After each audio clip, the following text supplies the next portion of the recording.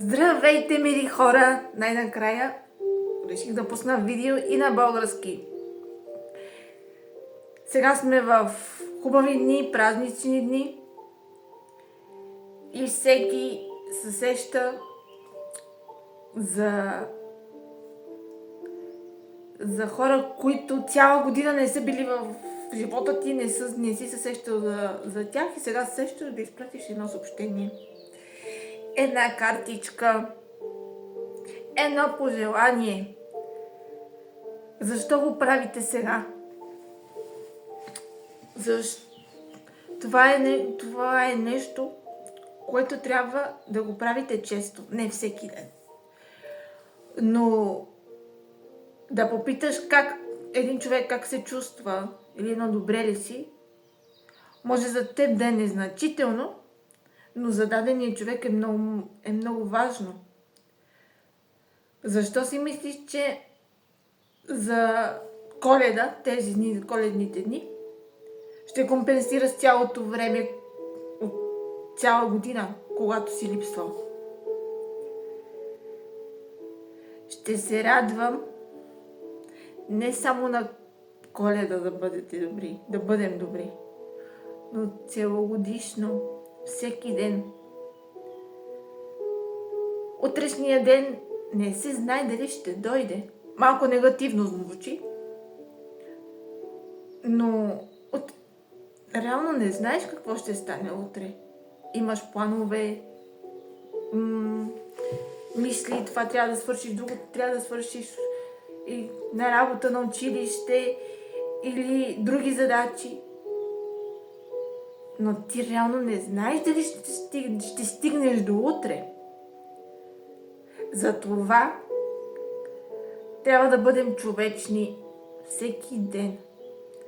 Не само да се сещаме и да правим добро в определени дни от годината.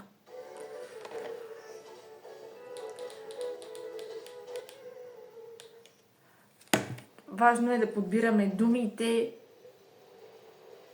в които говорим, думите, с които се изразяваме. Не само... Някой казва, не ме интересува, аз съм такъв, такава и който му харесва, добре, който не му харесва, да не ме слуша или да не ме гледа. Защо? Толкова ли ти е трудно да подбереш правилните думи, да не нараниш даден човек с думи, с действия, да не нараниш психиката? Дръж се така с другите, както би искал с теб да се държат. Независимо кой. Ако ще и просек от улицата да е, не означава, че трябва да го подритваш, да минаваш, да го обиждаш. Има хора, които им помагат.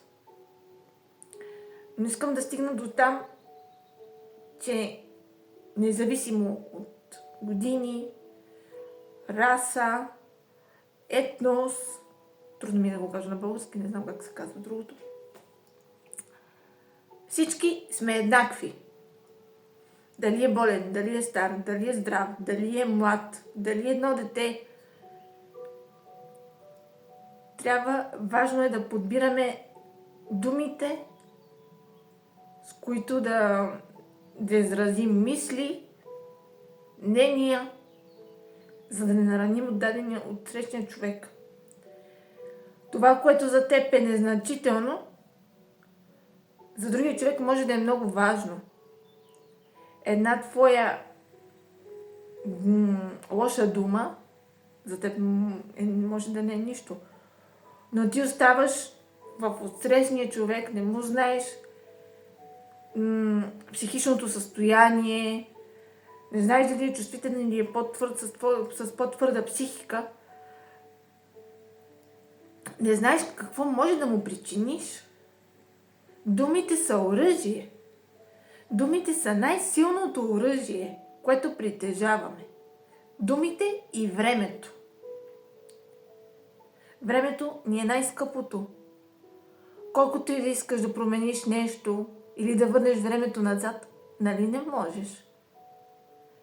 Затова Аз ви съветвам да използвате времето си ползотворно, да се съсредоточите в сега, в сегашното време, да подбирате думите и действията си, да бъдем внимателни с това, което говориме, с това, което правиме. И не само на Коледа. Всички дни. Пожелавам ви хубав ден!